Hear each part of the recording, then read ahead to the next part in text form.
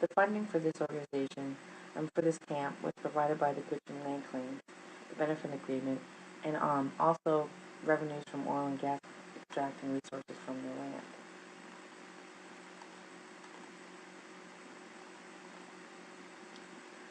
Besides their traditional culture, language is something that's very important.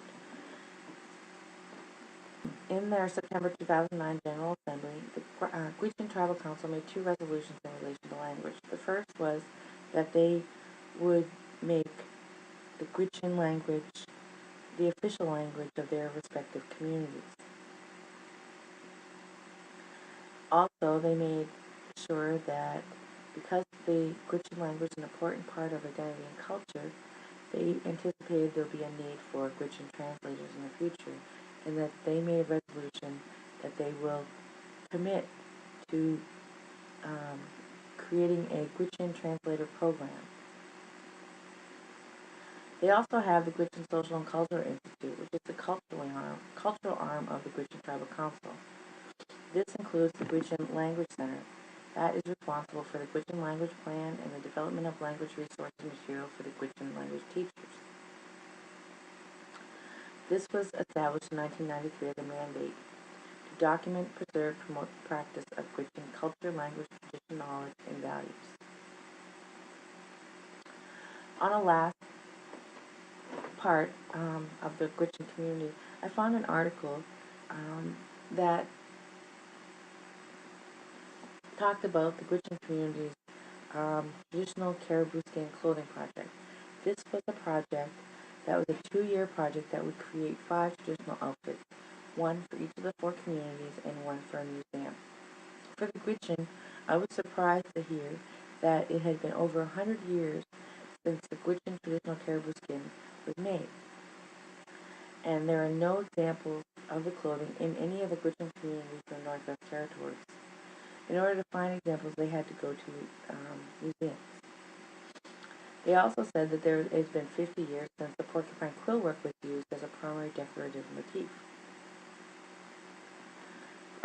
For the elders in this project, seeing the elegant clothing carefully crafted by hand and colorfully decorated opened a direct link to their ancestors and an opportunity to bring back the past to the present. Renee Martin, a community elder, says, "I'm here to learn about the old traditional clothing, and maybe I could pass on whatever I learned to the younger people." Seeing the clothing and the other cultural material items, some of which they had only heard about in stories from their grandparents, elicited a strong connection and pride to the past. These items also spoke to the intimate knowledge that the Gwich'in have of the land and their close relationship to the caribou. Caribou not only clothed and fed the people, they provided the raw materials for tools, weapons, shelter, transportation, games, and medicine. What I found surprising was that they had difficulty securing caribou hides. Apparently nobody in the Northwest Territory does home tanning. There may be, I think, a few people, but they had extreme difficulty, and they ended up having to buy hides from a company. So the difficulty they had in obtaining the hides is symptomatic of the widespread decline of home tanning. They said if they're going to do this again, they want to bring back that traditional skill of home tanning before it's lost altogether. What was great about this whole experience for the communities was that they have a better understanding and appreciation of knowledge, skill, and artistry, and time it takes to produce the clothing.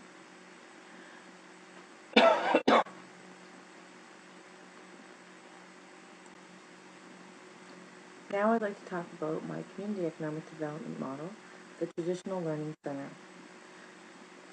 The Traditional Learning Center will focus on traditional language, knowledge, spirit, and trades.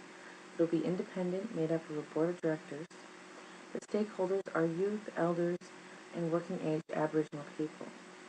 The target group for the Traditional Learning Center will be residential school survivors and their descendants.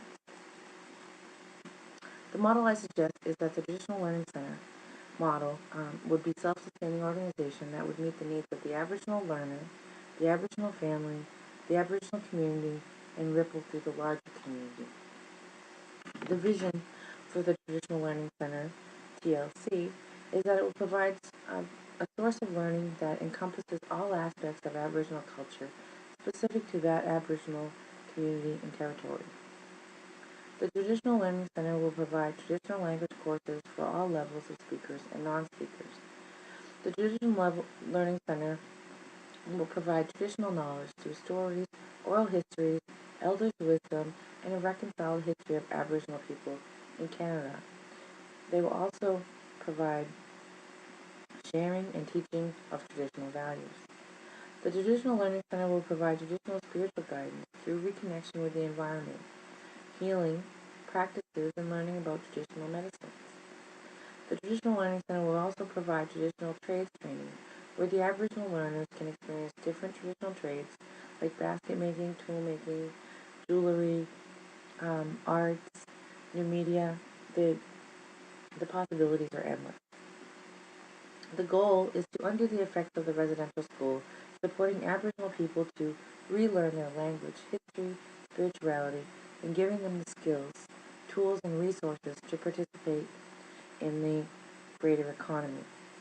I see that this model would be a not-for-profit community development initiative. The makeup would be a board of directors responsible for fiscal budgeting, comprehensive planning, and curriculum approval of human resources. The board of directors membership should be non-political, representative of families or different community stakeholders. I believe also that the organization should have an elders council responsible for the cultural integrity of the programming, protecting traditional knowledge, and be a source of knowledge for the Traditional Learning Center. I also believe equally important that a youth council also be active, and this would be responsible for youth programming, summer camp development, and nomination of a youth on the seat of the board of directors. As part of the community economic development aspect of the organization, to be self-sufficient, the first major funding source would be tuition. For many communities, they pay millions of dollars out of the community for education and not yet realizing the full potential of those invested dollars. I believe that through the Traditional Learning Center, students will regain a renewed cultural pride and the ability to participate in the economy through the production and sale of traditional products. Another source of funding that could be developed would be art galleries, either in-house or in urban centers. This could financially support the Traditional Learning Center, and the participants, the educators, facilitators could create group work or individual projects that would be donated and put up for sale, and those funds would support the Traditional Learning Center. For the startup funding, they may be available through the provincial tourism, economic development boards, band council initiatives, and possibly the Truth and Reconciliation Fund, fundraising, and in-kind support. So, in looking at my model, and then reading the chapter about the Gwich'in community, I see that elements that they have committed to would fit with the model of the Traditional Learning Center. Immediately when they received their funds, they opened a healing lodge, but because of lack of matching funding, they were unable to get it off the ground. The wellness camp, this was created, for the wellness of the people, but because of the location, it's difficult to get there, and as of 2012, they have suspended all projects to do with that. They have to reevaluate what they're going to do. Also, I believe that the cultural aspect of their community, their land of language and culture, tradition, oral history, what they have done, they have kind of built the foundation for the Traditional Learning Center. They've learned from their experiences of what hasn't worked, and possibly this may be a model that may work for them. I believe that um, language, they've already said that's very important, and this could incorporate um, their language education and strengthening their language through this learning center. Um, Traditional knowledge. Um, Elders carry that knowledge, and a lot of Aboriginal people have gotten away from that. So through this process, they can share their traditional knowledge, stories, or histories. I think this also for the spiritual aspect, because so many of the Gwich'in people have moved away from traditional spirituality. It will renew their connection to the land and to their culture. And the last part with the traditional trades aspect of the community economic development model, I believe that just based on their experiences of the caribou um, caribou skin clothing project, they've realized that they've lost a lot of their traditional trades.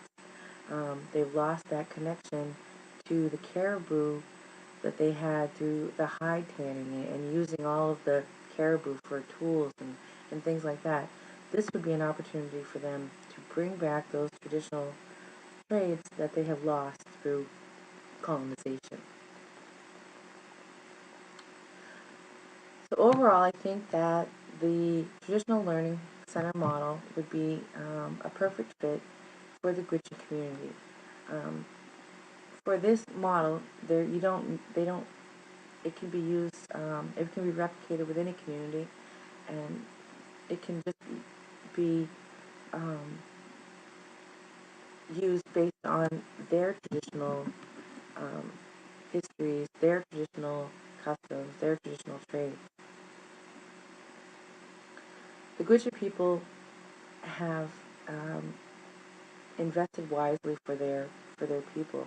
I think that in order to secure the future of their people, they they should make an investment in educating their people on who they are, and so that they're all clear on the future goals of their community, and that they can work together to create a healthier and happier community.